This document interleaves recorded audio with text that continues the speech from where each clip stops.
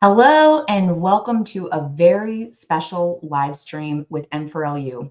My name is Missy Karwowski, Program Director of M4LU, and I'm truly excited to bring to you today an incredibly brave panel of speakers who will expose the dangers and sometimes long forgotten long-term consequences of allowing self-ID. So what is self-ID? That is to say, allowing anyone to identify as whatever sex they like, regardless of biology, completely ignoring reality. So today we'll start out with Joey Brite, who will lay the foundation, sharing the historical perspective of gender ideology harms. Then we'll have Nicolle Young, who was just recently on the Fire of Liberty podcast. She'll share her personal experiences, including in the schoolroom, for her kids, what her kids have experienced in sports, as well as in her state legislature. Suzanne Lockyer offers us a path forward, challenging parents and youth to be bold and unafraid. When you see something, say something, and she'll share how we can do that. And finally, we have Tracy Shannon, who has a tragically real perspective of the potential long-term effects of allowing self-ID and the devastating impact that it has on kids and families. Finally, at the end, we will be finishing with a live Q&A. We're really excited to have these speakers here. So as usual, feel free to interact and chat with other viewers and with our speakers in whichever platform you're in, and then submit those questions so that we can have them for the end. Now, before we begin, just a tiny little bit of housekeeping. As always, like I said, we encourage you to interact, share your thoughts, comments, and submit those questions in the Q&A features. However, please be kind, courteous, and respectful. We will not tolerate rude and demeaning behavior, and you will be removed from the event. Okay, so now I'd like to introduce our first speaker. Joey Brite, a trailblazer of the American feminist movement, came out as a lesbian at 16 in 1971, embracing her gender nonconforming identity as the rebellious daughter of an immigrant Latina mother. Inspired by cinema and photo format magazines like Life and Look, she picked up a camera at 12, documenting daily life, art, and politics. Brite's passion for community organizing and event production flourished in the vibrant lesbian community of the 1970s, which later faced challenges from big pharma and gender ideology. In 2021, driven by the alarming agenda to disconnect youth from their natural bodies, Brite spearheaded nationwide protests at gender clinics. She has been an incredible voice fighting back against the dangers of allowing self-ID, and you might remember her as one of our guests for the incredible documentary we featured in April, No Way Back. Welcome, Joey Brite. We're so excited to have you here. Hello. Well, thank you for inviting me back. And this is a really powerful forum, I think, that's happening today. So I'm glad to be part of it. Thank you, Missy. Absolutely. Well, you have such a good perspective. So people are here to see you, not me. So I'm going to go ahead and shut my mouth for a minute and let you give us your perspective of where this started. Okay, a little bit of history. I know we can go back to as recently as Dylan Mulvaney, since a number of women told me they only woke up to all of this. And that's like, for me and for a lot of us, that's like yesterday. And so while many of us might know that back in the 1930s, there was the first recorded that we know of man trying to become a woman, become a woman. I'm going to take us up and start in 1973. I had come out 2 years before that, as you had introduced me there, at 16 years old. And a couple of years later, as I was learning in 1973, it was really this burgeoning movement, right? Ms. Magazine had come out before that. There was this women's movement going on, and I thought it was very odd. I didn't know why women weren't shaving their legs anymore, and I didn't have any political perspective around women, but I was a lefty, a Democrat. My whole, I couldn't wait to vote and all of that. And everything was about, I'd come against the Vietnam War. And there were a lot of women and young women in my, obviously my same age group, who came out of that same thing. And this is, of course, in America. And I'm in California, which has become the sort of, I want to say, ground zero, training grounds for a lot of the laws, a lot of the stuff that has to do with what we're fighting today. But in 1973, when I was 18 and had finally met a number of other lesbians like myself, we had a burgeoning, wonderful subculture, if you will, of our own music concerts, poetry readings, bookstores, even women who created auto repair businesses that, while they weren't only fixing women's cars, they were all female mechanics. And this was a radical idea. A lot of people have to go back and realize in 1920, when we got the vote, that's actually not that far. It's not that far away. And we as a country are only just celebrating 250 years as the big democratic or republic experiment that we are. So in 1973, after we'd already started to have all of these things happening, like I said, women's bookstores, music events, cultural festivals, things like that, almost all of these were produced by and thought up by, birthed by lesbians, but the women's community was very large. And of course, just like it is now, it's a very large tent of women from, whether they're bisexual, heterosexual, or lesbians, gay. It was a very big tent back then, and there was much more openness between all of us, because as women were starting to realize the ways that we really were being held back from things. And then again, to double on that, if you are in a same-sex couple and your partner goes into the hospital, again, 1973 until very recently, they didn't allow for men, gay men or lesbians, if you were not married, and of course we couldn't be, you would not be allowed to go into a hospital. You maybe would miss, even if you were the granddaughter of that had a grandfather who was dying, and I know of a few cases like this in the hospital. If they clocked you and decided you were a lesbian, and back then it had to do with someone having hair similar to mine, just short hair. So that's the kind of craziness that we were dealing with. Now, in 1973, a women's record company was created called Olivia Records. This was out of California, and women's music was something that was being held back off of the general radio stations. So again, we're trying to find outlets to be able to express ourselves as women. And the radio stations wouldn't play music that was written by lesbians if they knew that they had produced a record or anything. So this company came about, and Olivia Records promised in 1973, they promised they were going to have all female staff. Lesbians first would be hired, and they were looking for salespeople all over the country, saleswomen all over the country, because that's how it was. Their records could not be produced or sold by anybody else. They were the distributor. They were the recording studio, and they were the distributor. And in 1973, they made all these promises. And I had a friend that became a salesperson for Olivia Records. By 1974, the following year, they hired somebody named Sandy Stone. Sandy Stone now is an 88-year-old, oldest sex mimic we have in the country that we know of. Man pretending to be a woman since all that time.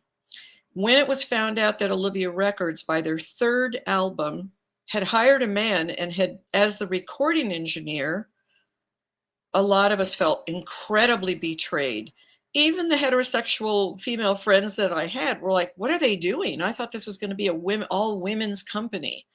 Sandy Stone became one of the biggest trans activists in the history of all this stuff going on. So he's still around in Santa Cruz, California. And of course, any guys like that tended to jump on to the whole from transsexual, which we used to be, or gender, which included, everything else that we know of, especially when the internet came around.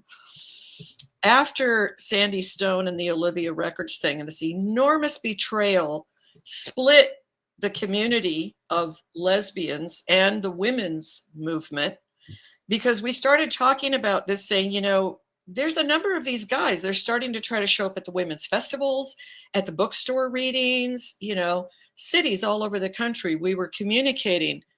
And a number of us said, this is a men's rights movement. And I would like everybody that's hearing this now in 2025 to reframe this idea. There's no such thing as trans. There's no such thing as trans kids. There's no such thing. This is a manufactured civil rights movement. This really is a movement that benefits men mostly. And even in 1995, when Martine Rothblatt, you want some history?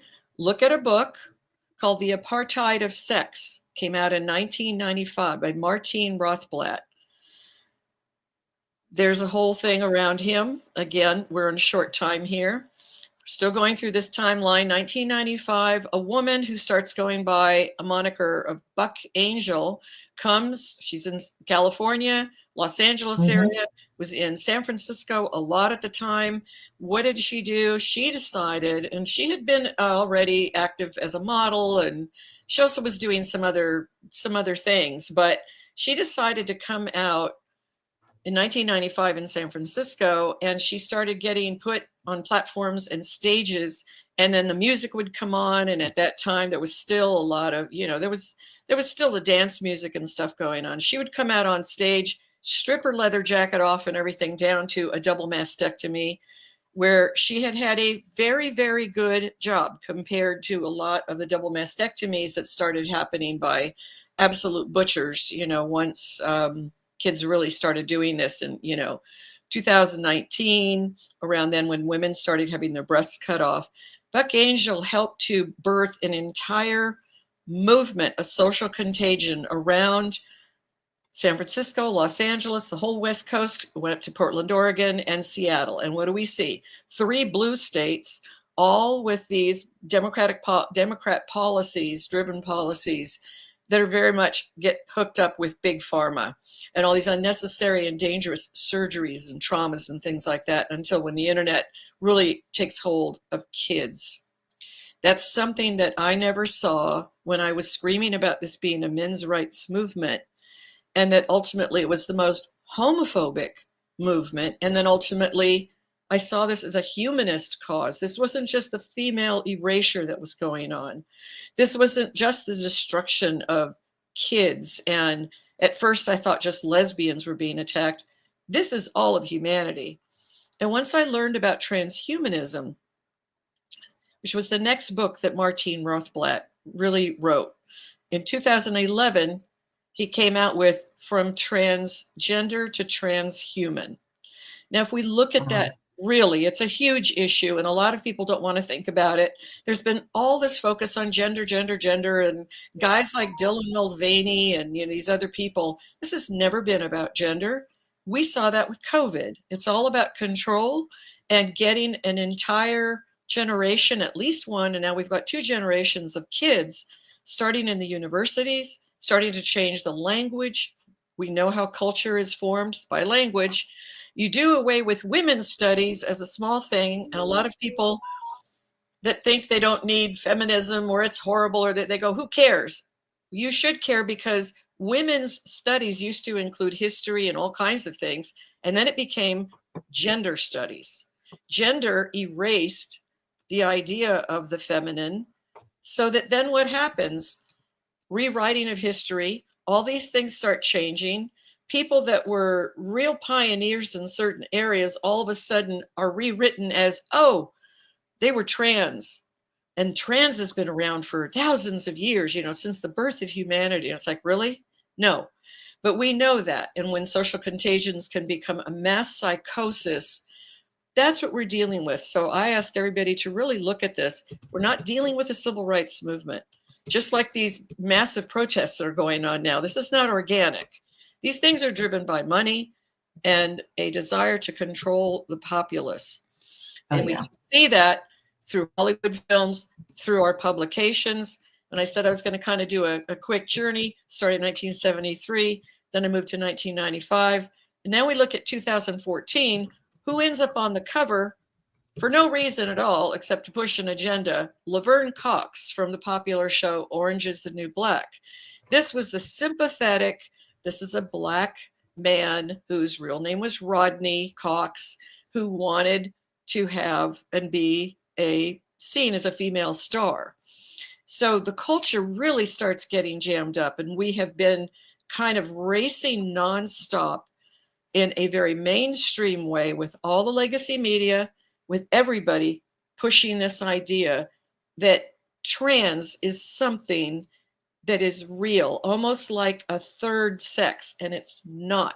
There's nothing there. So by the time they started to take over and mutilate children, that's when a lot of people, that was sort of what you call the separating of the wheat from the chaff. Mm-hmm. Yeah. And I have been ostracized from many women in my own quote community, lesbian community, because exactly the title, the courtesy of being kind, this idea of being kind. And I always said, kind to who? That's a man. And I'm talking to somebody who's a lesbian. And I'm like, that is a man. You're calling him she. You're saying her. Okay, if that's your logic, is that somebody you would be romantic with? Boom, you're a bigot immediately. All of that. You bring up logic and you get back name calling and all this stuff, and you're horrible. And that's what we're dealing with now, but it's on steroids compared to when I first confronted this. So, from the betrayal of within the lesbian community in 1974, when we all found out that Sandy Stone was their new hire, as taking a job of a woman. This is stuff that this has been in the works for decades, and here we are now. And I can't be more thrilled and feel honored to share this chat today. By the time we get to the last speaker, I think we would have covered a lot of ground with this. So I welcome any questions afterwards. Thank you, Missy. Absolutely. Well, thank you so much for laying that background. And I think you touch on such an important point there of this. We think of this as kindness, and who are we being kind to? It's really a weaponization of our emotions and our empathy. We want to be nice. We think we want to be nice. That's so important, but it's been weaponized against us. Mm-hmm. Thank you so much for laying that background. And speaking of the next folks, we will, or before I go into our next speaker, I just want to remind you, any questions that you have, Joey brought up a great point there of how this is really for men. I'm really interested to dive into that more in the Q&A. Please submit your questions so that we get those at the end. And now I'd like to introduce our next speaker. Nicolle Young is a mother of 6 and the Placer County chapter chair for Moms for Liberty. She became an accidental activist after confronting challenges in California's school system. Her courageous journey from navigating education as a parent to testifying at the state capitol has made her a powerful advocate for academic excellence and parental rights. In addition to her state level advocacy, she actively collaborates with local school board trustees, offering insight and support in the development of policies that prioritize academic achievement, amazing, parental rights, and student success. Her dedication to education reform and community engagement continues to drive her efforts to create meaningful change in California's education system. I am really excited to welcome today Nicolle Young. Hi. Hey there. Okay. So my own experience, so I do have 6 children, and I don't want to say I didn't pay attention. I became aware of children being transitioned probably in 2016, and I thought it was just isolated, and I really didn't dive into it. Fast forward to now, I have a son who runs track, and right now the sports issue is huge. We're garnering a lot of attention to this issue because of athletics, and especially in California. Like Joey said, California is ground zero. We're where all of this starts and originates for a lot of things. I only have 10 minutes, so I won't dive into everything. But my son was set to run in a qualifying meet for state. And it came to my attention that there was going to be a male running in the girls category. and he was running against one of my son's teammates. So I said, does your friend know that she's going to be competing against a young man? And he said, no. And he was rightfully, I myself have spoken a lot to my kids about this. We don't play pretend with people because it's just not nice, and it's not safe. So my son goes to friend and says, friend, you are running against a boy. And she goes, oh. And she looks and she says, well, his times aren't great. Hopefully I can beat him. And he said, this is wrong. You shouldn't have to hope you can beat him. You shouldn't be competing against him. And she said, this is just the way things are. And that statement hit me as a female, as a woman. That's just the way things are. And I start thinking about, in the 30s, 40s, 50s, when women were being violated and nobody would go to the police because it wasn't going to be, you weren't going to be taken seriously. You were going to be asked what you were wearing. And I remember saying something to my grandmother, like, why didn't anyone go to the police? And she goes, it was just the way things were. And I thought, we're taking huge steps backwards. And so this 16-year-old girl says, this is just the way things are now. And I thought, oh, she doesn't think she has a voice. She doesn't think she's going to be listened to. She's going to be ostracized. She's going to be called names. She knows that this is a battle she is not going to win. And I thought, why really should this young woman be fighting this battle? This is the battle for us right now. And because they are targeting our children, they are slowly and surely, by the introduction of social emotional learning, comprehensive sex education, they are telling our children that people can magically become the opposite sex if they so desire to do it. And for our young girls, especially, I see their voices being stifled. You don't like a boy in the changing room, you're the problem. Go change somewhere else. You don't want to race against a boy, too bad. They'll win, you lose. And it is an issue of fairness, but we also forget about women having a voice and women feeling safe. And when we tell a young girl to ignore that that feeling in the pit of her stomach, that intuition that keeps her safe, to allow a male into her sports or into her spaces, we're teaching them to be less safe. We are teaching them that those safety signals that we have inside of us don't really matter, because a man has every right to violate your space and your sports, and you need to find a different path. And I don't like that, and I don't like it at all. And the way, in our legislature, we are a deep blue supermajority, and so we have legislated a lot of this into law. It's since 2014, men been able to self-identify into bathrooms, changing rooms, locker rooms, sports teams, and it starts off as young as kindergarten. And we're reading books to these little kindergartners, I Am Jazz, and kids are thinking, well, what if one day I decide, what if one day I accidentally turn into the opposite sex? And there's also, in this schooling and this legislation, we are changing language. We are changing language to fit this agenda. And it's really unfortunate that we are just completely ignoring reality to appease, like Joey said, a men's rights movements. And the gender ideology, gender woo, whatever you want to call it, has seeped into every aspect of California life. It almost seems like you can't escape it. Right now, there's a bill coming through where you can't say pregnant woman. You'll get a fine. You have to say pregnant people. Person with the cervix. Person with the that that passed. It passed last session. The governor signed it into law.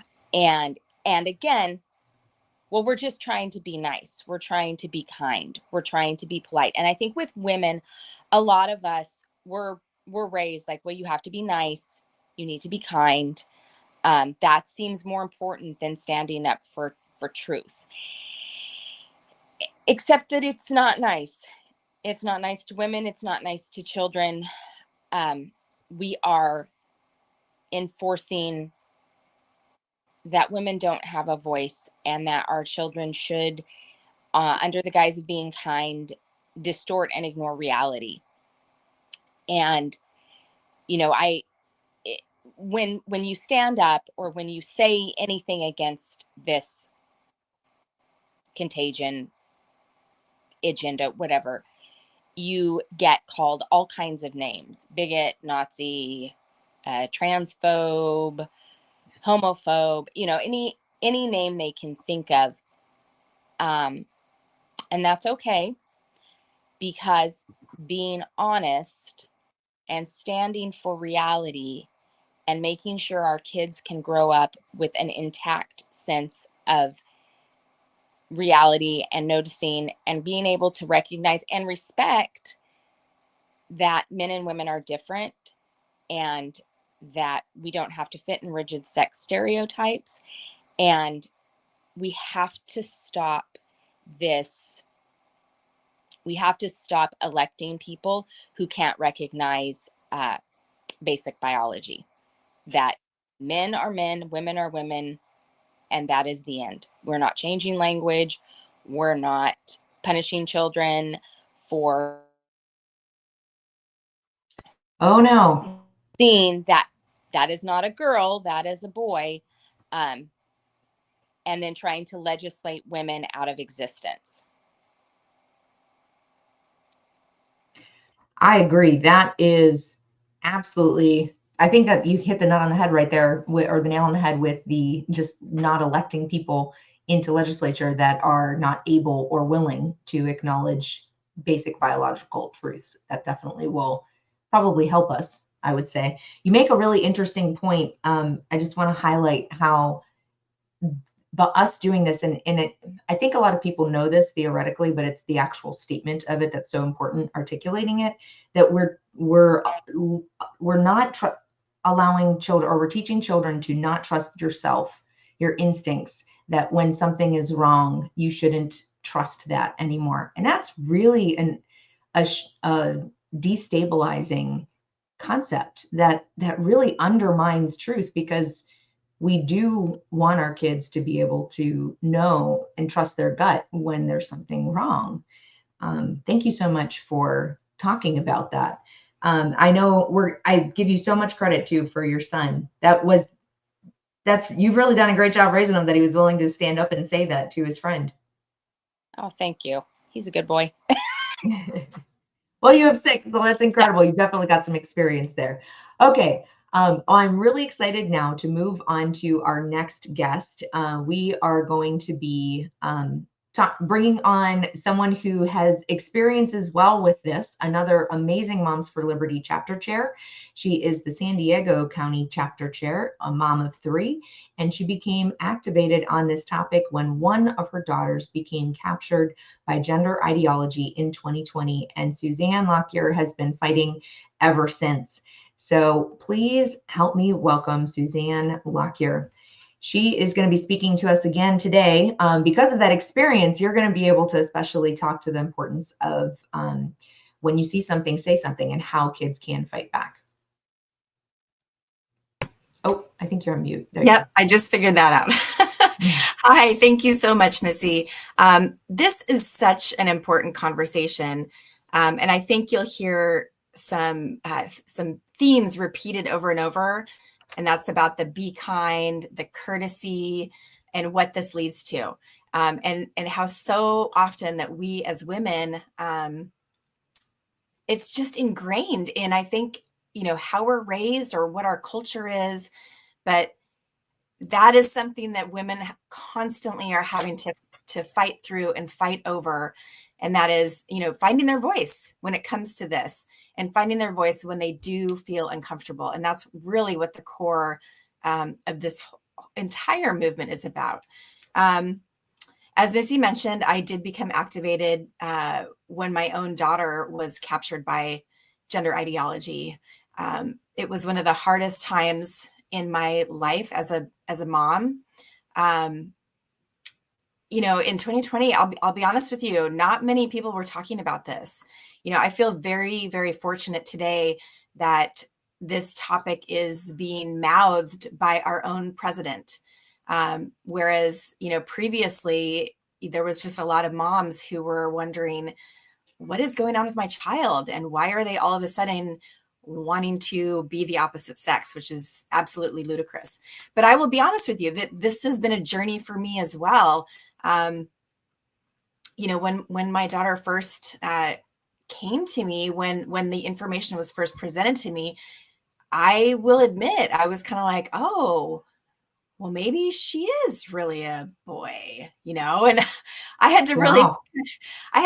because that's kind of what we were taught, right? That, I, in previous mom groups, there was a mom in closer circles who had a boy, a very small boy who was, very gender nonconforming and interested in dresses.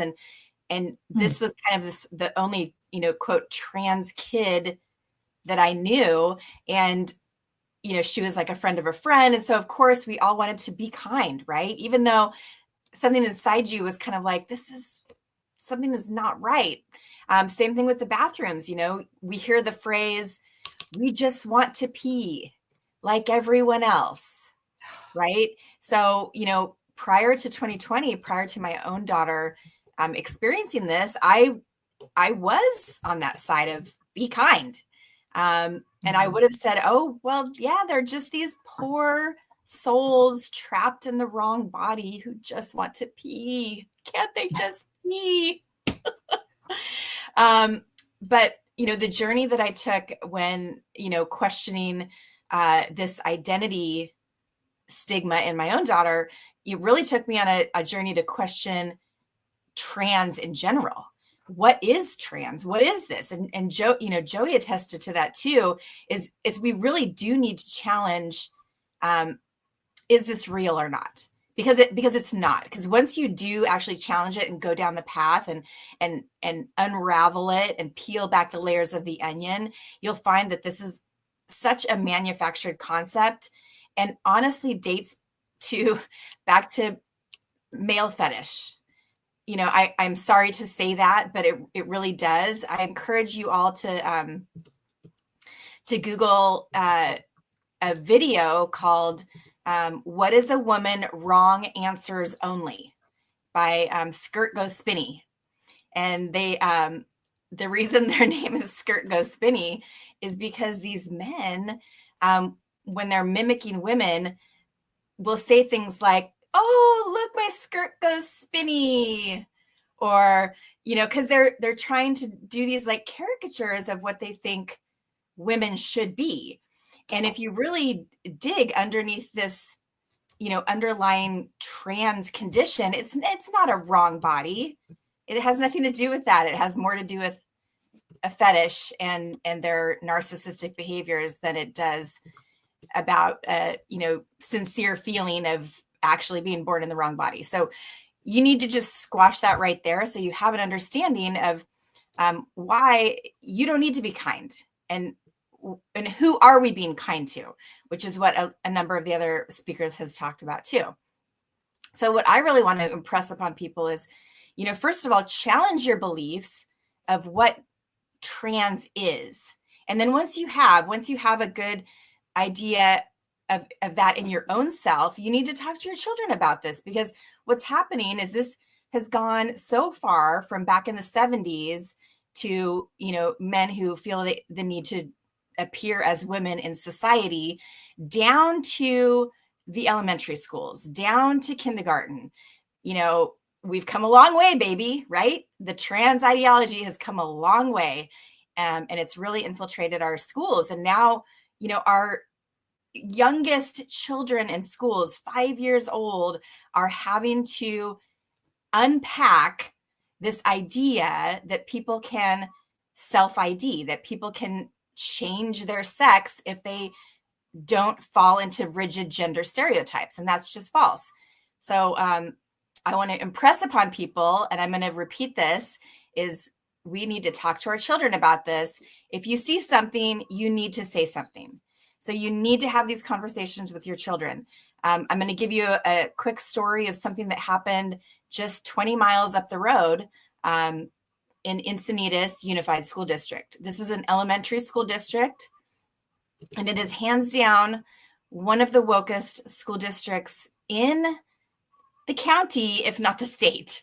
And it's just elementary. There's no junior high, there's no high school. So we're talking K through 5. So what happened is they have reading buddies. 5th graders read to kindergartners. And this is pretty common. When my daughter was in public school, she did the same thing. And we loved it. I thought it was a great program. Well, the activist teacher picked a book called My Shadow is Pink. And he read it to the entire 5th grade class. And, you know, on the outside, it kind of looks like this sweet little story of a gender nonconforming boy, right? Who just likes, you know, different things. And which on the outside, you're like, okay, yeah, of course there's boys that are more feminine. That's perfectly acceptable. But when you unpack what the underlying message is, it's this boy wanting to actually be a girl and turn into a girl. And that's the message that we're sending to the children. And if you research the author, that's specifically what he's trying to convey in a childlike way, right? So the teacher read this to the class of 5th graders.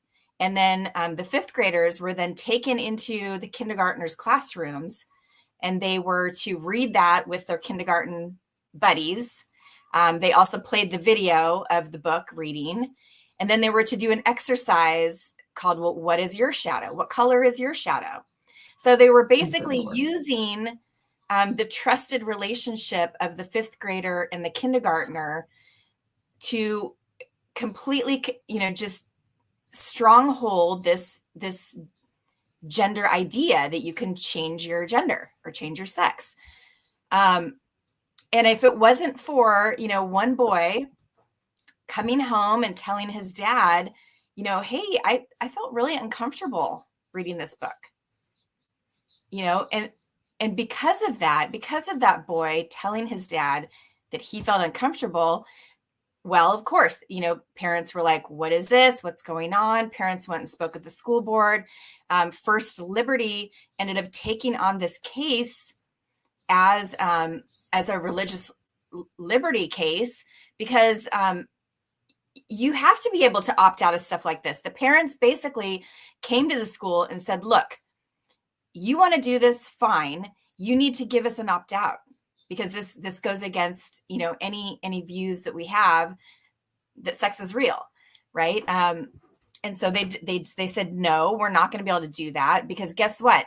Gender ideology is insidious and woven in to places that you would never know.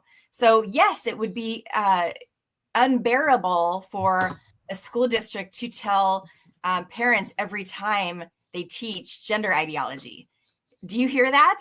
It's so woven in to the threads of school that it would be unbearable for a district to provide an opt-out for parents. That's insane. Which is insane. So yeah. Flash forward to where we are just yesterday, the Supreme Court announced that parents do have a right to opt out of gender ideology. And guess what? I'm sorry, districts, if that's going to be unbearable for you, but now it's going to be our job as parents to identify where these topics are woven into the curriculum, and say something and call it out, right? So we are going to need to have these conversations with our kids. You know, I'm sorry if that feels like you want to shield them. You know, you don't want to tell them about gender ideology. You don't want to tell them that there are people like this who believe this, but the schools are telling them. The schools are telling kindergartners.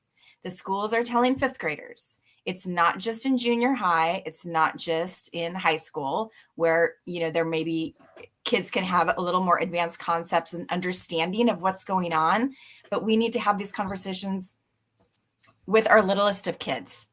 Because it, you know, someone said it here, it really goes back to our innate instincts and this kindness idea, because we all know as women all here in this group that there is a certain innate instinct that we have when we see a man in a vulnerable space.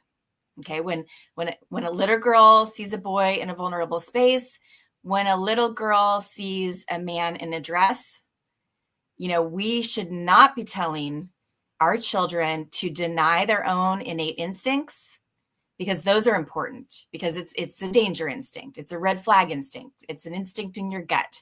So that's why we as parents really need to be, you know, communicating that to our children, that when we see something, you say something.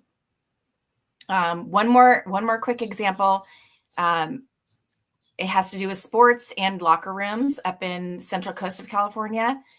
So this we've seen the videos have gone viral of a girl who was conveying her story of being watched by a boy in her locker room, and the school board member, the school board trustee, told her to wrap it up. I don't know if you remember that, but the video went viral. She was in tears conveying how uncomfortable she was. And the school board member was like, okay, you need to wrap it up now. And yeah, it was kind of shocking to hear, because here a girl is finding her voice. Well, guess what? This is the student's 10th grade year. And this started in 9th grade. Okay. So these kids have been actually experiencing this for about a year. This boy in the locker rooms, this boy on the track team, and no one said anything. Right? No one said anything. And these poor girls were having to deal with it and just be kind to this strange boy. I mean, literally, like if you saw him on the school board videos, the live stream, you just go, I do not want that creep watching my daughters undress. Right? So again, we really have to encourage our children to say something, and we need to have these conversations. That is so important. I just so appreciate, I know you mentioned that we're kind of hearing similar themes, which I think honestly, like we need to hear this over and over and hear it from the different perspectives, because the reality is it's so much more important than people realize. We have had beaten into our heads the importance of not being offensive. You don't want to hurt anyone's feelings. That's why we have to be kind, when being kind really just means the erasure of women and the erasure of girls. And we are now all of a sudden, woman face is acceptable, whereas that's never been acceptable in any other place. And it's horrific. I can't imagine. I know we've talked about this offline, etc. But I mean, every woman ever has experienced the challenges of going through puberty and not feeling comfortable with yourself. Who does feel comfortable with yourself? I can't imagine being a teenage girl having to be changing in front of a boy in a locker room. That is just my heart breaks for these girls. And I have some questions for you personally. I'm very much looking forward to diving in more. Thank you so much for sharing your personal story. I can't imagine how hard that must have been for you. And thank you for fighting as you have been. We need more moms like you. You're doing a great job. You bet. Okay, so now we'll move on to our final speaker that we have. Tracy Shannon is a trans widow whose personal tragedy, her husband's transition, propelled her into national advocacy. Her family's experience with the transgender movement ignited her mission to expose its impact on children, families, and public institutions. She has led efforts to shut down drag queen story hours, uncovering disturbing criminal histories among performers, and has investigated pediatric gender procedures and school-based gender advocacy. Her work has influenced policy in Texas and earned her appearances on major media outlets where she continues to speak out against the medicalization of children and the erosion of biological truth. Thank you, Tracy, for joining us today. Thanks for having me. So I put together a presentation. Are we going to use the slides? Because we can, or yep. Okay. Yeah, let me get those up. There we go. All right. So women and girls have a right to female-only spaces, despite the efforts by so many loud voices to tell us that we do not. First, girls must be taught that they have a right to their safety, comfort, privacy, and dignity, and that they have a right to their single-sex spaces, and that we are not this emotional support animals for men. And we have to know that we can follow our gut instincts, and we have a right to stand up for ourselves. And when we're thinking about that, I just want to bring up a few important dates to just keep in the back of your mind while we go through the presentation. So 1920 was 43 states in 1920 passed potty parity laws, which allowed or provided that women would have public accommodations, some place to go to the restroom in public places. This allowed women to then engage fully in society, because they could not before, because they would have to go back home to use the restroom. So they had a limited amount of engagement. 1943, the first female professional sports league was formed. It was an all-American girls professional baseball league, and it lasted for about a decade. In 1950, the oldest professional sports organization in the United States was established. It was a Ladies Professional Golf Association. And in 2010, the LPGA voted to remove female at birth requirement, so now allowing men who identify as women to play. My ex-husband, by the way, is a 4-time women's golf champion in seniors women's golf. Because of those rules, which have recently changed to still allow men, but not to allow those men who've gone through male puberty when they're younger. So there's still some work to do, because men can never be women. Weakened men are not women. And in 2011, women lawmakers in the House of Representatives finally got their first restroom near the House chamber. This was a century after the first woman was elected to the House of Representatives in 1916. So just keep that in mind while we move forward. Okay, next slide. Wow, that's a really interesting timeline. Yeah. So why does this fight matters? Because girls and women are worth fighting for, and this has to be taught and demonstrated, because society's messaging that women and girls do not need protection, dignity, safety, or privacy when a man's feelings are at stake. Coercion, peer pressure, former roles undermine girls' ability to speak up for their own well-being, which is why girls have been taught not to be manipulated, or they need to be taught not to be manipulated into having their empathy weaponized against them. So when you have a man come into the classroom, because this is happening with men identifying as women, saying that they're a woman, or if you have a student come into the classroom and they're now introduced as the opposite sex of what the students used to know, or it's very obvious that they are the opposite sex. This doesn't just affect that one classroom. It affects the whole school. Everybody is feeling like they have to be kind. Everyone is feeling like they have to do this. It's either peer pressure, or in some instances there's policy, and you can face retribution as a teacher or as a student for not using preferred pronouns, for example. That this affects the reality testing of all of the students. So if you challenge their reality testing, that these students cannot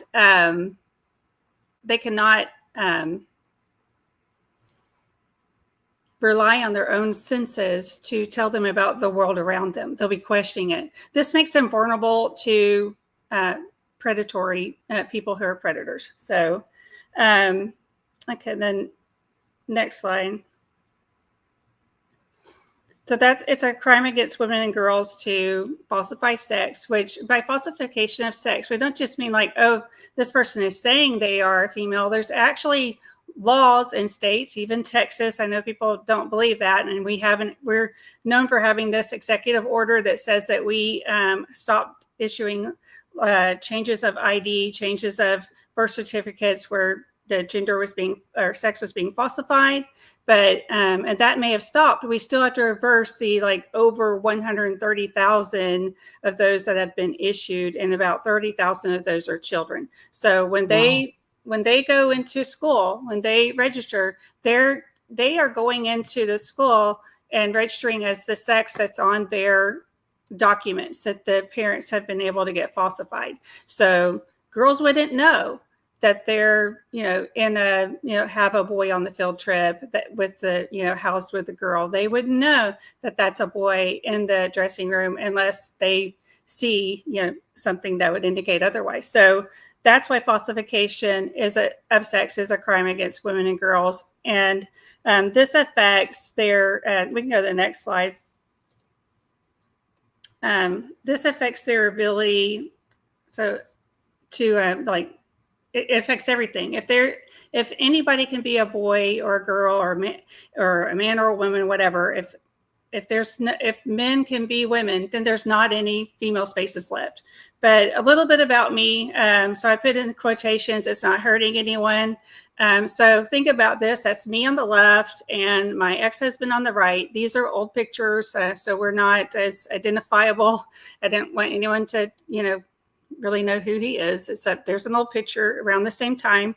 It's obvious he's trying to look like me. So think about this. These men are all trying to look like somebody. They're trying to look like us. Often they're imitating a family member or a wife. If you think that's creepy, just, think about it. They're doing this to all of us. And when she mentioned the skirt goes spinny video earlier, you should watch that and be prepared. There's some things that happens when these men enter bathrooms. They're feeling euphoric and do very inappropriate things in there. So, and because this is a fetish, and I did in my marriage learn that was a fetish for these men. So we can move.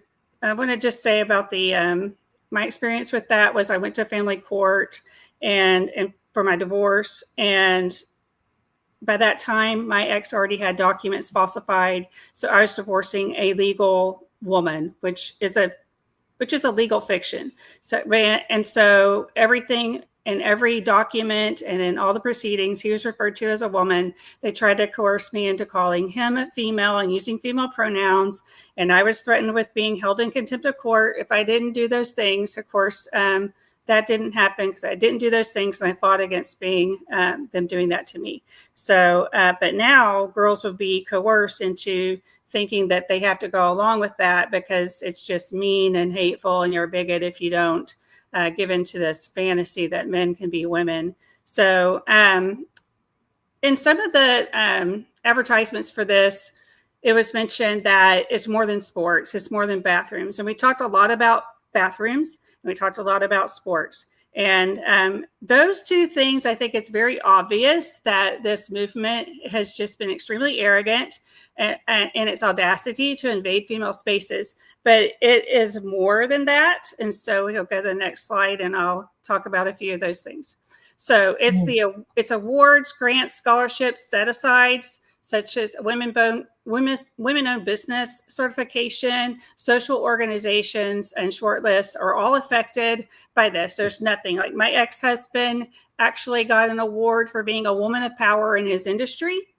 And because he was in the energy industry, we all know that energy industry is very male dominated. So now you have men in very male dominated industries earning the recognitions that belong to women who have just entered those spaces not that long ago. And, our experience is uniquely different, and we deserve those recognitions, not men who dress up as women. And the next slide. Just a few examples we'll go through really fast. The Daughters of the American Revolution, they actually look at the lineage of the people, they're looking at historic documents and to see if you even qualify. Are you really a daughter of the American Revolution, or are you not a daughter of the American Revolution? But if your birth certificate has been falsified and says that you're a woman and you're a man, you can join this organization. By the way, my ex-husband joined this organization as well. Next slide. Girl Scouts has been infiltrated by males, and they've adopted the trans ideology wholesale. And next slide. and this is a man who is the first ever female Eagle Scout. So this is obviously not the first female Eagle Scout, because this is a dude. Next slide. Yeah, that really steals accomplishments from girls. Yeah, they're That's so stealing sad. the thunder of females. And then, so sororities and dormitories are also affected. Next slide. Female prisons and shelters, and also, like in some counties and prisons, the gender ideology is so prioritized that if a man who identifies as a woman comes into the jail and he needs to have a strip search or a cavity search, he can request a female to do that search. We actually had an instance where the men who, the sex amendments, the men who pretend to be women, were complaining because females did the search of the top because they had breasts, and males had to do the search of the bottom. Men should be doing that entire search. Just because they grew a pair of breasts doesn't mean a woman should have to fill them up. And in some jails, like in Harris County where I live, they have the most so-called progressive policy, and women will have to search those men, not knowing that those are men. I mean, they probably suspect, but they have to search them and they get a handful of scrotum. So that's how bad those policies are. And also you have, men who identify as women searching women when they request a woman. And this also extends into like the female care, like in intimate care settings where women request a female caregiver and they're getting a man that's pretending to be a woman and has had his documents falsified. So next. All right, this is just, again, that was just a headline.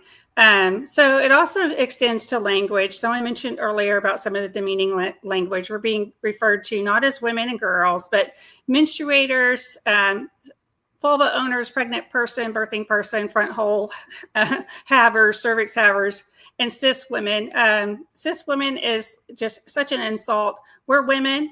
We don't need a modifier on that. So it's a form of female erasure in the language where they're insisting on using gender neutral terms now. You can't say Congresswoman, you need to say Congress member. A woman becoming a member of Congress is a great accomplishment. And I think we should just call them Congresswomen. And so next slide. So the laws need to protect women. And this is where I'm going to go into how we should be protecting women and some of the bills that we have in Texas. But we have several loopholes in our law. So even though you have an executive order from Donald Trump, or you have executive orders in your state like Texas does, that's supposed to nullify some of these things and stop it, you still need to codify these things in the law, because the next lawmaker could get into office and change the executive order. And also you'll have like institutions and states that aren't going to follow these executive orders, and they'll end up in the courts, and our girls will still be at risk. So some things that we need to protect are the rights of conscience, free speech, and the freedom of association. We can go to the next slide. So in Texas, we just passed a bill this session, which is called the Women's Bill of Rights, House Bill 229. This this defined things in the government code. So the government code is one of the things you'll want to do in your state. You'll want to get these terms that are on the screen right now all defined. And it will require all the government entities and schools to use those terms. So, but that's a really good bill, but that isn't everything. So because there's other areas of the code that will now contradict this to have to come into agreement. So the next slide. So the transportation code and the health and safety code, in those areas, that's where you'll want to address the falsification of the driver's license in the transportation code, the falsification of sex on the birth certificate, and the health and safety code. Most of your states are going to be similar to what Texas has. And so you could use similar bill language to what I've referenced there in that slide. on the bottom right.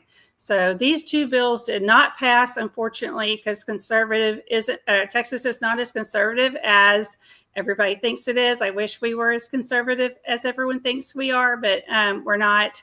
So, but we have, by executive order, stopped falsifying sex on those. We need to reverse them. And now the next slide. Okay, this is something that's interesting, and this is in our family code, and this was an initiative of the trans movement back in 2009 to put sex change in the family code. And so it basically says that a court order is sufficient to establish a change of sex. So that has to be struck out of the family code. Your states probably have something like that. Texas has it. The problem with that is now if we go to court, because of some of these executive orders or any other law, if this is still in there, then judges rely on statutes. And so this is in there saying that a court order is sufficient. So that's has to change, not only because you can't change sex, but also because a judge might not find in our favor because we have this in the statutes. And so the next slide. The education code, this is where you can insert protections for the students and teachers. We had a bill, SB 1999, and unfortunately did not pass all the way through the state legislature, but it was also applied to public schools and charter schools and public employers and institutions of higher education. This bill said that you could not coerce or punish a student or a teacher for not affirming the gender identity or not using the preferred pronouns of a student or a teacher. So that was a very good bill, but unfortunately it died in the Texas legislature. But we need something like that in all the school, for all the states, and so all schools can be protected. Our penal code is another area where you can put protections in for parental rights.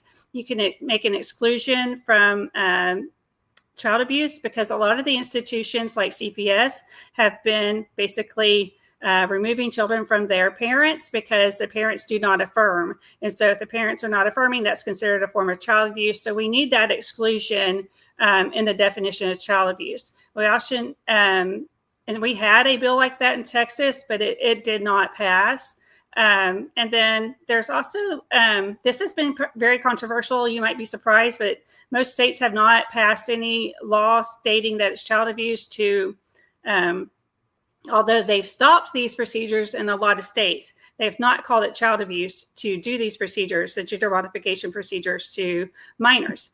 Because that will hurt feelings, especially those parents who might have been coerced into doing this. But the reason that you really have to do it is because in cases where one child has been taken to a state that is going to do this, you know, and the other parent is in a state like Texas where they've outlawed it, you've got a parent that goes to California where they're willing to accommodate that parent and have that child go through pediatric gender modification. You could use the Uniform Child Custody Jurisdiction and Enforcement Act to bring that child back to the state where the parent is that doesn't want that to happen. You can only use that in cases of child abuse, and that's why it is important to call this child abuse in the law. So that's relevant in the penal code. So that's the end of my presentation. And I look forward to any of your questions. Oh, well, thank you so much for sharing that. You have such a powerful story and tragic. I mean, genuinely tragic. And I think it's so important. Sometimes we can get caught up on the short term that we forget how the long-term consequences, what they really can get to. And you have such a good point of how this we allow this kindness, what we think is kindness, right? We've been brainwashed to believe that it's kindness when in reality it's affirming insanity. And then it just destroys families over time. I'm so sorry for what you've gone through, but I am so appreciative of you coming on here and sharing your wisdom. One thing I'm going to bring us all back on stage. I'm really excited for us to be able to start our Q&A. So we have a couple of questions already submitted in the chat. And I just want to remind everyone as we're coming on or as we're going through this, please feel free to submit your your questions. You can do it just as a comment in the chat, and we're able to bring them online. Try to please frame them in a way that, or if you could type them in a way that will show up easily on the screen would be best, because we will try to bring them on screen for you. One thing I want to talk about right away, actually, I had a question that I was curious for Suzanne. You had, and I think you have a good example, perhaps of maybe the best example of here, but I think everyone has a perspective as well. So everyone, please feel free to answer as well. You had felt that, or you had bought the lie that this was being kind, that we were teaching our kids this was being kind. What was that, I don't know, I guess red pill moment, or what in your discovery and your research helped you understand the reality of this? Yeah, that's good question. I mean, it's really hard to identify the exact moment, but there were definitely a few people who really woke me up. And I will mention one person. She goes by Deprogrammer X. Kay Yang is her name, and she is a former trans activist, turned revealing of what they were doing. She was actually one of the people going into the schools and training teachers on all that.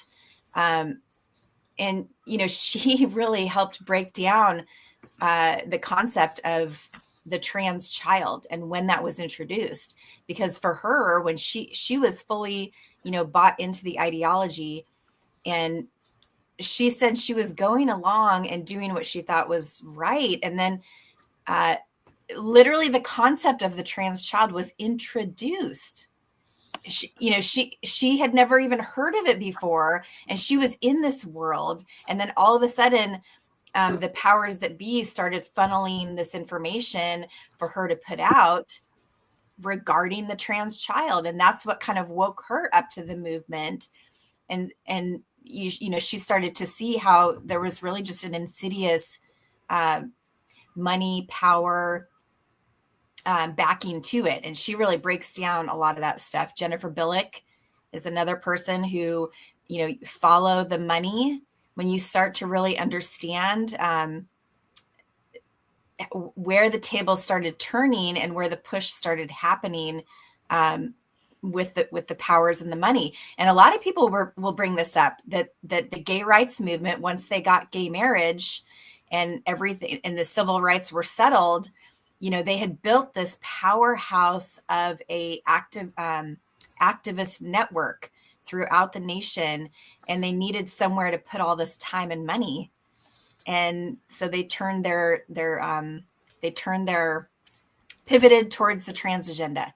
And that's why it's literally like they're so well backed. There's so much power behind it that once you start to see it, you just go, oh, wow, that's really where it came from. But, it was a lot of people along the way. But I think, like I said, the skirt goes spinny video. What is the woman? Wrong answers only. I actually send that to a lot of people when, I'm seeing that they might need a tipping point, because it's hard to watch. It's very uncomfortable to watch. But once you watch it, you kind of go like, oh, yeah, no, this is not real. This is a fetish.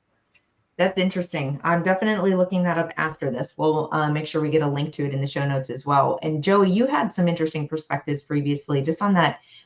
You've lived this of the trans agenda hijacking your movement, right? The feminist movement and the community that you're a part of. What are you seeing as far as that, I guess, in your community? I mean, is that just for me as an outsider perspective that it feels like it's hijacked to you, or do you feel that? Oh, it's gone. It's gone. I mean, the idea of a community, it doesn't exist anymore. There are very few events. Well, when we look at the erasure of women, forget lesbians, right? If you're looking at gender ideology and the erasure of women, even though we have free speech, supposedly, legally here in the United States, you cannot get a private place to rent. You cannot show up in public on the sidewalk or places that will rent to you where you want to talk about women's rights. If you just say women's rights, you have trans activists that show up to everything. You can't do peaceful protesting without them bringing bullhorns and huge speakers. It used to always be that the premise of having free speech was that I might hate what you have to say, but I will die for your right to say whatever it is that you want to say. If you think somebody is delivering bad speech or hate speech, which has been completely also weaponized, the idea of what is hate speech, it has always been, well, make better speech. Speak better about the topic. Don't try to slam that person down so much so that they cannot speak. Don't invade a private function and take over all the seats and grab microphones and release bugs, which happened in the UK last year. They released insects all over the floors. All of a sudden, the floors were crawling with insects. Things like that, you see that shows a weakness on the other person's side. But this idea, Missy, yes, people on the outside say, well, what about your community? And I'm like, my community was already split about this, like I said, as early as the 70s, when we were just a burgeoning community, in the trades and in all these places like somebody was talking about, the taking of awards, and several of us know people where men have won the award for Woman of the Year, or something like that in whatever sport or business or something like that. So lesbian women's culture that was really, as I said earlier, birthed by a lot of lesbians that wanted to be able to uplift all women. We can't even gather anymore. There are no more lesbian bars. There are no more women's bookstores. There are no more women's concerts. They happen in very small, tiny areas of the country where it's kind of like almost like a smoke signal has to be sent out for anybody. In Michigan, there's activity around some women's festivals, but we've had to put up with in going to women's music festivals at all since the 90s are seeing women showing up so proud to take their shirts off and their breasts removed. And they're as young as 18, 19 years old. And sometimes women who are mothers who've brought their daughters to the festivals, and both of them have had their breasts removed. Like, this is liberation. That's just awful. So there's really, it's again, and everybody has echoed this, there's no such thing as this just relating to one. Like I said, I thought they were coming after us, after lesbians a long time ago. I thought we're the target. They want to, they want to go after a vulnerable, community and everything at the time. And then with the internet, the advent of that, and kids getting indoctrinated as, young as 8 and 9 years old, pornography plays a huge part in this that nobody has brought up. I don't think anybody has. But anyway, this idea of this being a men's rights movement. And when I brought up Buck Angel, here you have a woman who was bisexual, out in the world doing whatever, and she'd been modeling and everything, and then deciding not just to try and look like a man, but she entered and created an entire new niche within the porn industry. Gay men's porn has existed for a very long time, but within the gay men's porn industry, she created a new niche where she literally had a tagline, which I won't repeat here, or you might get in trouble in YouTube. But she was the man with the P. That was her tagline. Oh. I am the man with the P. That's obviously a 6-letter word that I'm not saying.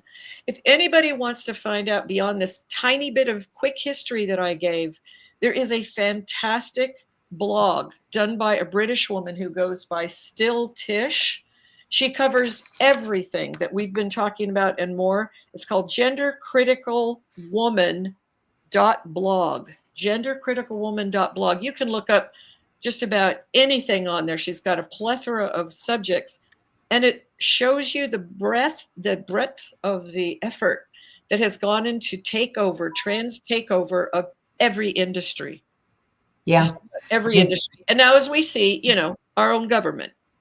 Yeah. And hopefully, though, it will be fighting back. I think we're starting to see some improvements, which Tracy, I want to just call out again. I'm going to work with you to get those comments, or actually maybe we can just share the presentation that you gave with those key, the statements and the codes, because you highlighted the importance of identifying the different codes that will need addressed in the states, including the education code, the transportation codes. I think some of those are things that people wouldn't even necessarily know about.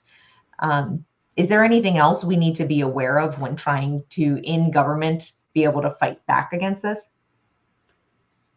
I mean, we just had to fight it at every level, because if it's not something happening covertly in the state level government, it's happening at your county level, or it's happening in your school district. So, I mean, our founders gave us good advice that we had to stay engaged. We had to be forever vigilant. And that's what we have to do, especially now with our daughters. Because if they don't see us fighting for them, then they perhaps might not know how to fight, or even worse, they'll think that they're not worth fighting for, which is exactly what my children felt like, because nobody was fighting for them.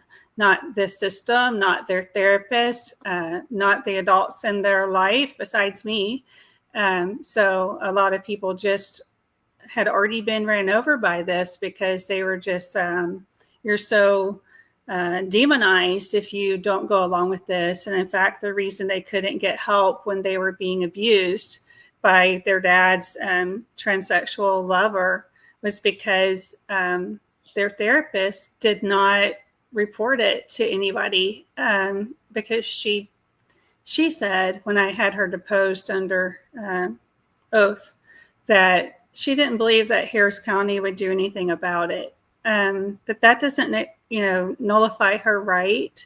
I mean, her obligation under the law to, as a mandated reporter.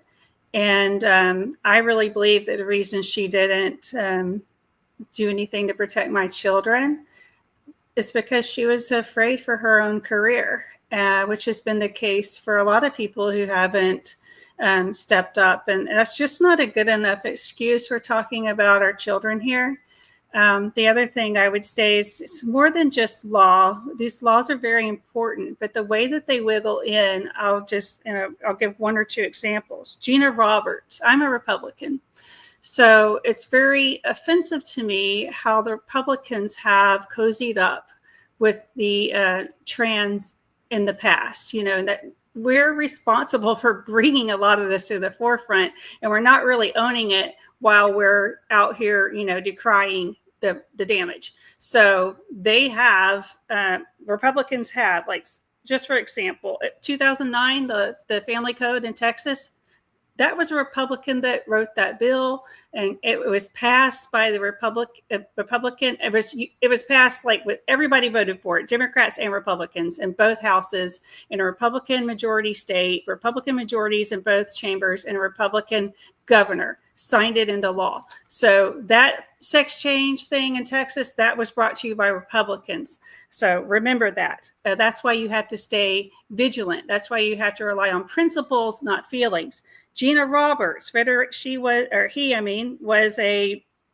the president of Federation for Republican Women out in California. A lot of us spoke against that. Some of the women have experience with him directly. I do not, but I did speak out against it. And then that courtesy that was extended to him, here's an example.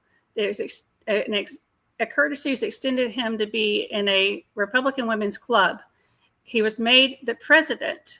Then later, he's elected to an office. It's a low office, but he's been elected to an office. And now he's, I think, once or twice ran for to be the president of the National Rifle Association. So we are getting these voices that are men who pretend to be women coming out as conservative activists and coming out as conservative talking heads. We see it with people like the man named Sarah Higdon. We've seen some so-called conservative economists that are talking heads for different so-called conservative media outlets, and they're men who identify as women. This is getting us slowly to accept that is what's happening, and it's the whole idea that there's these really level-headed men who believe they're some kind of a woman, and this is psychological warfare, in my opinion, and it cannot be accepted. This is for conservatives. I hope you're listening. That's not conservative. It's an absolute violation of boundaries. A woman is born. That's the only way you can become a woman, is being born that way. We literally are born that way. Somebody please tell Lady Gaga. So, end of rant. I had experience with Gina Roberts at the GOP convention, and to echo what Tracy said, they were very accepting of him. They were very accepting of him in the bathroom. Even though there was a single space, wow. And I quickly realized at that point, nobody is coming to save us. This is up to us. This is us educating people. This is us talking to our children. This is us using our voice, because Republicans are just as guilty as the Democrats in pushing this agenda. I think their motives may be different, but they weren't going to remove Gina from the women's restroom. They weren't going to say anything to him. They weren't going to. They basically, no. I lodged a formal complaint with the GOP. I heard nothing, and I also went to people high up in the GOP at the convention. And they shrugged and said, this is state law. And I thought, this is right after the president just, issued an executive order. Why are we not enforcing this executive order? And why are we not standing strong in separating somebody who is in a bad wig and teetering around on high heels? This man is about 6'3" and is built like a linebacker. Why can't he use the single sex bathroom? Why do we all have to feel uncomfortable because he put on high heels and a wig? And it was very, very upsetting. And it came down to a huge slap of reality, which is we have to save ourselves. And just like with so many other things, it's going to be the women. Yep.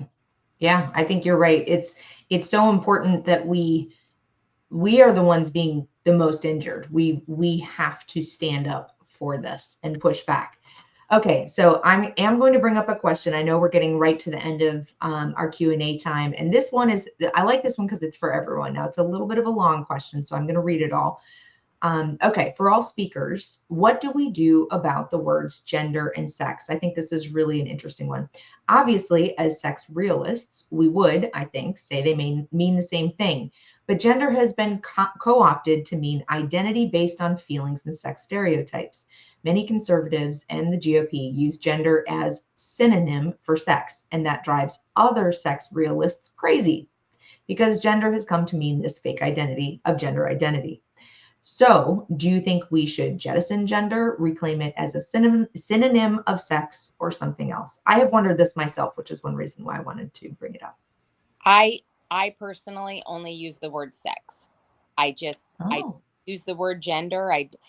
Unless I'm talking about like gender ideology, it's sex, and sex isn't a dirty word.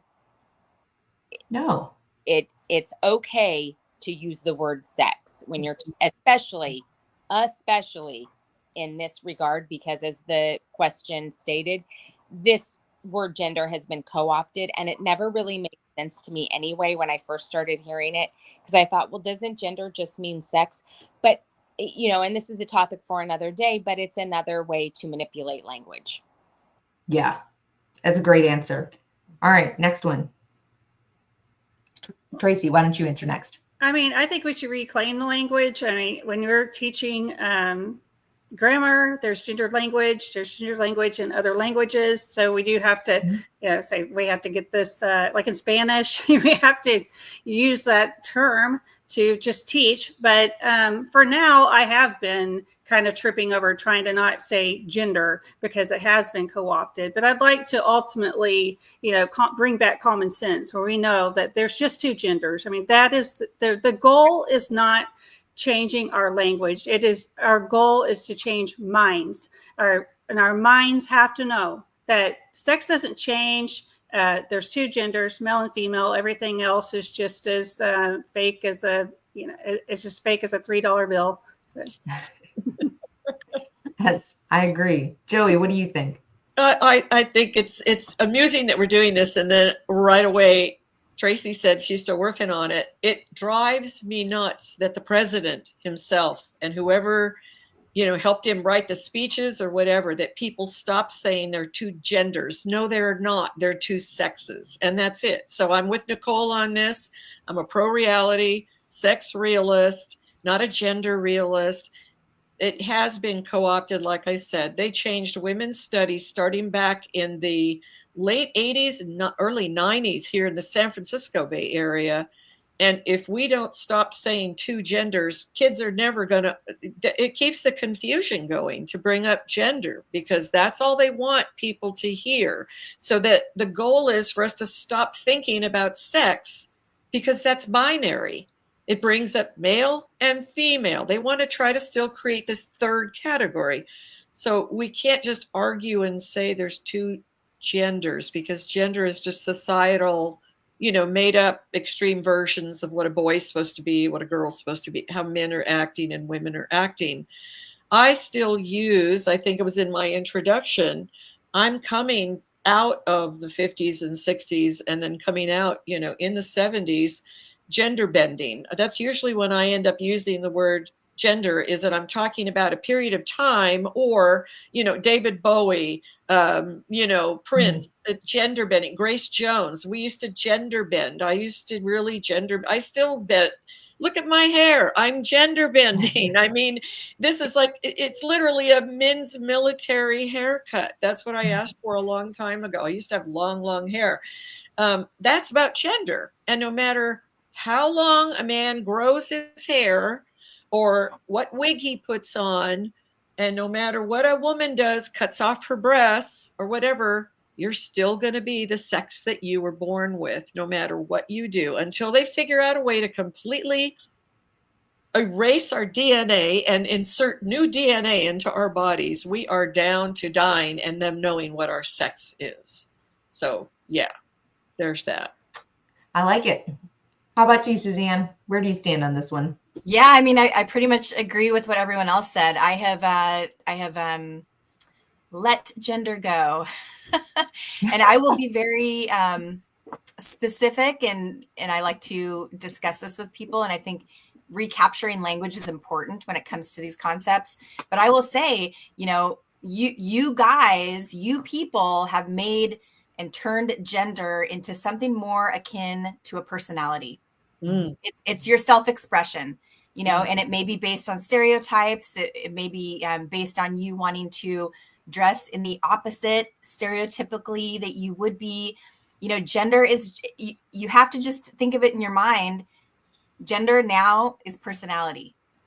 It's not an identity. It's not a immutable characteristic. And, if you guys paid attention to the Skermetti case that just came down, I think it was Amy Comey Barrett wrote the opinion that said this concept of transgender cannot be a protected class because it's immutable. It's not something you're born with, right? We are born male or female. You are born a certain ethnicity based on your, genetics, DNA, etc. This concept of transgender is superfluous. You could be gender fluid, whatever. It's changing all the time. It's really just a personality these days. So yeah, gender is gender's out. And, just to go back to language, what really makes me crazy is these people who do, I'm a transgender female. Mm-hmm. I'm like, oh no, female and male are sex-based terms and you cannot change your sex. So, yep, let's keep it classy. I like it. Yes, let's keep it classy, San Diego. I think that is fantastic, and I know we are right at the end. So while I could easily talk to all four of you all day long, and we have had some great interaction from our amazing audience. I want to go around one time real quick and just see if you have any final statements. We'll start with Nicolle. If you have any final statements, any final takeaways that you want to share, and then please let people know where they can find you on social media so that they can reach out and follow and hear more about you. So Nicolle, let's start with you. I just want to reiterate, the government is not coming to save us. We can elect all the Republicans we want. We just have to make sure that we are standing in reality. We are teaching our kids to stand in reality. We are using our voice as women, and we are making sure our kids are protected from having to play pretend and keeping our girls safe. And you can find me. I'm on X. I think it's Moms for Liberty PC. That's probably the best place where we put out most of our information. Facebook isn't great because we're shadow banned like crazy. Twitter's or X, excuse me. I just dead named Twitter. X is a lot better. Awesome. Tracy, how about you? I would just remind everyone that we need you to be fighting in this fight with us. And we're not just fighting for sports or bathrooms. It's so much more than that. If we can say that a man is a woman or that a boy is a girl, then females have no spaces at all of their own. And we're, men can say they're uncomfortable or they feel unsafe in the men's room when they're cross-dressed or whatever, but violating female spaces is never the answer. So we're fighting for the boundary of womanhood, and that cannot be compromised. That is what we're fighting for, and we need everyone in this fight. If we don't do it, the thing that you're afraid of losing is exactly what you're going to lose. We are losing everything as women. This is how we're losing it to men, and not just average men, to perverted men. So we need to fight, and we need you in the fight with us. And simply because men do not belong in female spaces because of the fact that they are men. So we need to keep fighting, and don't believe the headlines that are telling you this is over and that this bill is passed and that bill is passed. The media wants you to believe that this battle is over. Lots of Republicans are ready to relax, and you cannot relax. Our daughters and granddaughters, they're depending on you. That is so important. I agree. The fight is not over. Don't be tricked by that. Real quick, where can people follow you? Where can they find you? I'm on Facebook as Tracy Shannon. I'm also on X as Ask a Trans Widow, and I'm also on Instagram as Ask a Trans Widow. Awesome. Thank you. Joey, any last thoughts, anything to share, and where can people find you? Yes, I'm so glad that Tracy brought up in her presentation about women in prison, because most of society doesn't want to think about the incarcerated, populations that we have. And it's another industry, just like the medical, industrial complex, whatever. But the idea that any of us, I think that all of us have made it very clear that, to reiterate what Nicolle said, nobody's coming to save us. And Nicolle, it was as early as 2005 in California that then Governor Arnold Schwarzenegger, allowed self-ID. I only found out about that in 2021 when the We Spa incident occurred. So again, we've been dealing with this for a long time. Remember that there is no such thing as, oh, we only want to pee. Oh, you don't need to bother because they're not an activist. They're just living their lives. That we as adults are role models for other adults, and especially with this being a Moms for Liberty presentation, the idea that children, like I said, as a lesbian, I never thought they were going to go after kids. That wasn't even a thing in my brain. And when that happened, that's when I realized this is an issue of breaking up society, destroying and destabilizing everything that we know. So there's a lot more to this, and I really hope that people stop using this language that gives validity to something that's just a fiction. I can be found on X as well with @Joey Brite and then the number 1. Awesome. Thank you. And I just want to give a quick shout out to Joey for talking to me about the Jennifer Billick way back when we were interviewing you initially for the watch party and talking about the much bigger agenda, which that is a topic for another day. But boy, there's so much to cover there. Okay, Suzanne, any last thoughts and where can people find you? Yeah, sure. I'm going to echo a few things that some of my other esteemed colleagues have said. Make fetishes private again. Just to say that no one is coming to save you. Similarly, had an experience with Gina Roberts. She attends, he attends local meetings in San Diego County because he's not too far away from here. I made my own sign for our meeting that was very official looking, and I put it up on the women's restroom just in case. And I will be bringing that sign with me to every meeting because no one is coming to save me. And I will make sure that he is not coming into my women's restroom. But I will close with, like I said before, talk to your kids because they're out there. My 8-year-old tells me when she sees a man in a wig, "Mom, I just saw a man pretending to be a woman." And we say, "Ew, that's gross." And I'm sorry, not sorry. Okay. I am sorry, not sorry, because it is not okay. It's not okay for my 8-year-old child to see you mimicking what a woman is in a grocery store. It's not okay. So talk to your kids. It's never too soon. And it's very important. And their instincts are correct. And they need to acknowledge that those are real. Oh, and you can find me on socials. I'm at Mother Rockin' on X, Instagram, just about everywhere. All right. Well, I do want to just say I echo that as well. I think there is a real value to deviant. Let's let deviant be private again. Like it is. There is a reason, or I'm sorry, you said fetishes. My mind went to deviance. But there is some things that we need to be ashamed of in society. Not everything is something that should be lauded, applauded, and praised.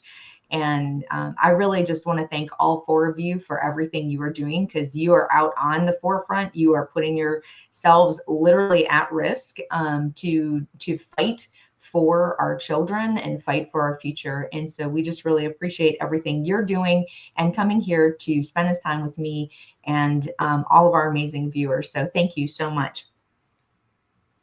Thank you. Thank you, Missy.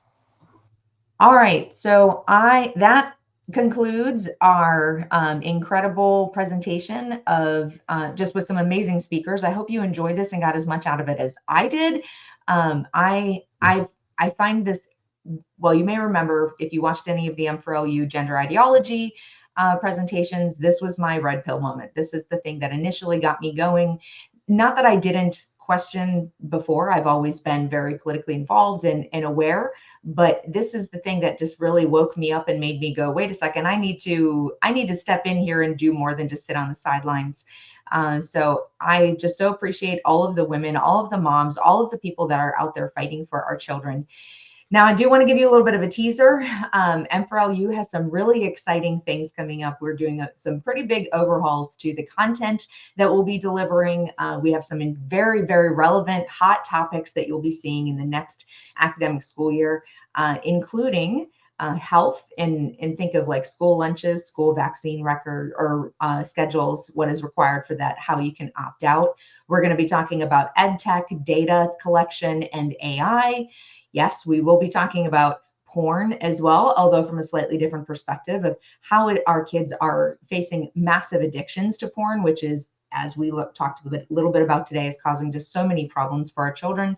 And then, of course, one of the hottest topics we have is social media, and video gaming and its effects on mental health. So that's just a snippet of what we'll be covering in our next school year. We're so excited to be here. And I want to just restate that with M4LU, our goal is to inform you of the key issues that your kids are facing. We will equip you with the tools from our website, tools and facts so that you can fight back, because our goal is to build engaged citizens and not enraged activists. So thank you again. We look forward to seeing you at future presentations.